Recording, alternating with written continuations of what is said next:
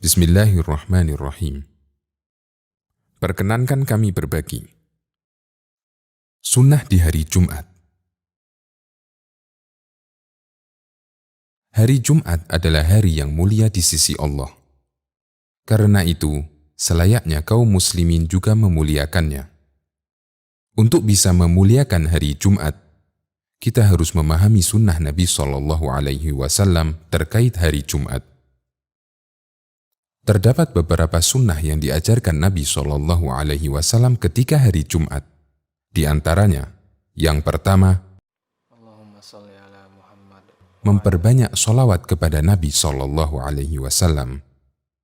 Dari sahabat Aus bin Aus radhiyallahu anhu, Nabi SAW bersabda, "Inna min afdali ayyamikum yawmal jumu'ah, fa'akthiru alayya minas salati fihi, fa inna salatakum ma'rudatun alayya." Sesungguhnya hari yang paling utama adalah hari Jumat. Karena itu perbanyaklah membaca sholawat untukku. Sesungguhnya sholawat kalian ditampakkan kepadaku. Hadis riwayat Abu Dawud, Ibnu Majah, dan disahihkan oleh Al-Albani. Sunnah berikutnya, membaca surat Al-Kahfi. Dari Abu Sa'id Al-Khudri, Nabi SAW bersabda, "Inna man qara'a surat Al-Kahfi yawmal jumu'ati, adha'a lahu minan nuri ma bainal jumu'atain." Barang siapa membaca surat Al-Kahfi pada hari Jumat, maka ia akan disinari oleh cahaya di antara dua Jumat. Hadis riwayat Hakim. Membaca surat Al-Kahfi bisa dilakukan di malam Jumat atau siang hari Jumat. Sunnah berikutnya, memperbanyak doa di hari Jumat. Dari Abu Hurairah, Rasulullah SAW membicarakan mengenai hari Jumat lalu ia bersabda, "Fihi sa'atun la yuwaqifuha 'abdun muslimun, wa huwa qa'imun yusalli, yas'alullaha ta'ala syai'an illa a'tahu iyyahu." Di dalamnya terdapat waktu jika seorang muslim berdoa ketika itu, pasti diberikan apa yang ia minta. Lalu beliau mengisyaratkan dengan jarinya yang menunjukkan betapa waktu mustajab itu hanya sebentar. Hadis riwayat Bukhari dan Muslim. Di samping sunnah di atas, Rasulullah SAW juga mengajarkan berbagai sunnah terkait sholat Jumat. Di antaranya, yang pertama, mandi di hari Jumat.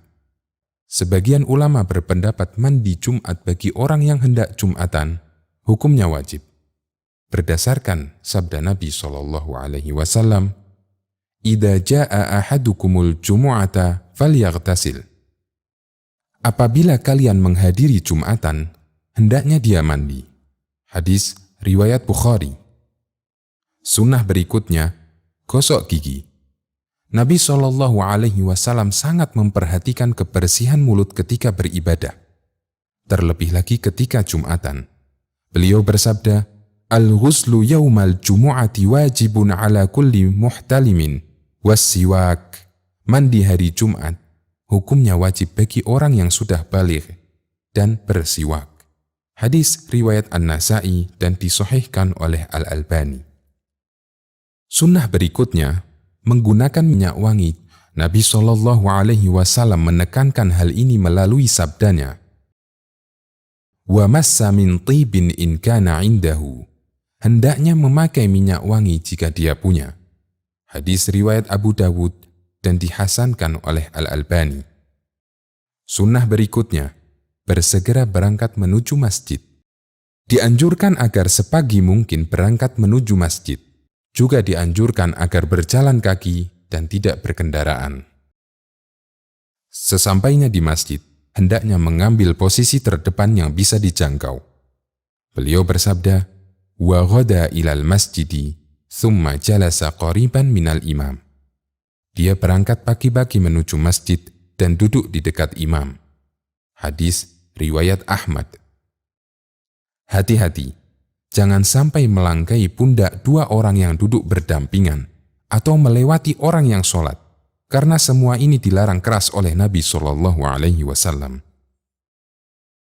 Selama menunggu imam, kita dianjurkan memperbanyak sholat sunnah 2 rakaat, hingga imam datang. Sebagaimana dinyatakan dalam hadis sebelumnya, lalu dia mengerjakan sholat semampunya sebelum imam datang.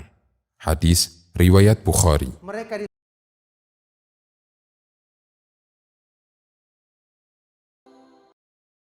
Tentang sholat Jumat, apa kata Nabi SAW?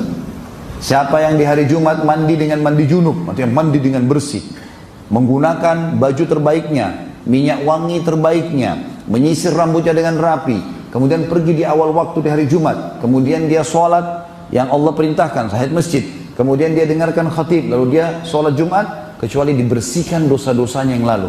Bayangkan, pembersihan dosa dihubungkan dengan apa? Mandi yang bersih, baju yang bersih, ya, pakai minyak wangi, sisir rambut dengan rapi. Jadi ini bagian dari syariat, teman-teman sekalian.